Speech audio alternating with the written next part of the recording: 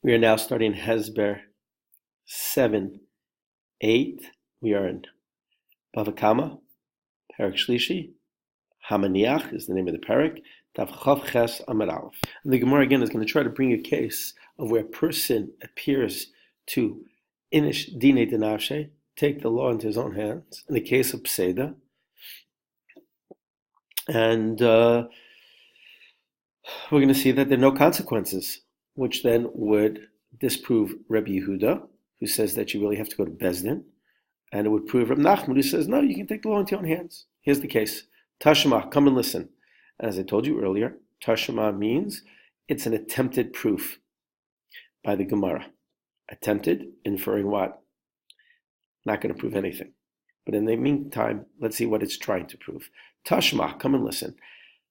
Hamimale chatzer chavero kadeh yayin. A person fills the courtyard of his friend filled with pitchers of wine. Vikadeh shemen, and pitchers of oil.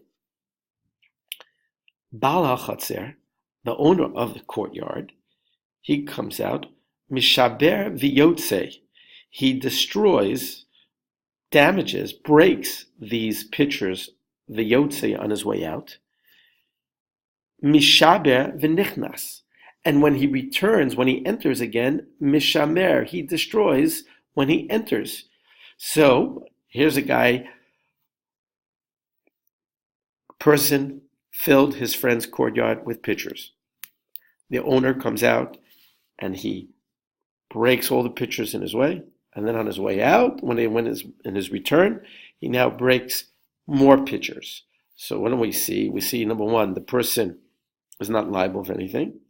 Seems like he can take the law into his own hands. And two, we just learned that a person has to minimize damage. So why didn't he walk around them? Or, okay, maybe he made a path going out when he left his house.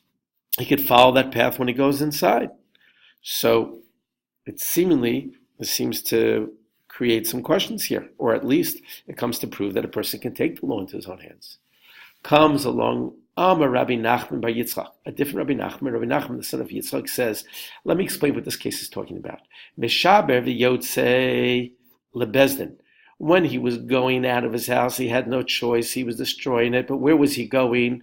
Lebezdin. He was going to Bezdin to say, listen, what do I do? This guy's filling up my yard. He has no right to do that. Wow. So what about when the guy was coming back into his courtyard? Why was he breaking things? He had a path. Mishaber v'nichnas. And when he destroys, when he re-enters his courtyard, what is he trying to demonstrate? L'hovi zechuyasav. He's trying to demonstrate that he has ownership of this courtyard. This is my courtyard, and this doesn't belong here, and I can break it. If he actually was careful, maybe the person who filled the courtyard was trying to make a case to say, no, it's my courtyard, not yours. And by the owner of the courtyard breaking these pitchers, he's proving to himself and to all around him that this courtyard is mine. I own this courtyard. Demonstrated by the behavior of breaking the vessels. Now I want to show you a question Tosefot has. The left page, on the left side of the page, I have Tosefot Meshaber v'yotze. Tosefot has a simple question.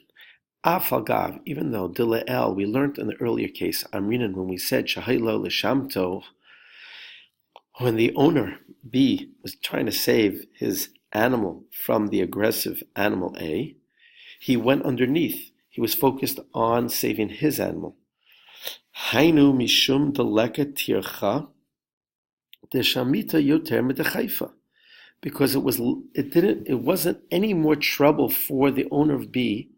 It didn't require any more energy if he went underneath as opposed to going on top and pushing off the animal. Since it was all equal when it comes to the amount of energy needed and exerted to save his animal, so he was told, the owner's told, you have to go b'shimta, you have to go out to pull out your animal and not mitachifa, push off the other animal. You have to be careful of people's property.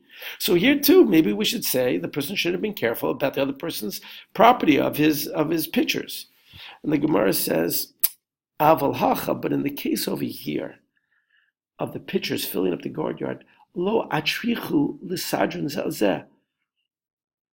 It's going to be burdensome, he's going to have to expend extra energy to stack up all these pictures to make a way.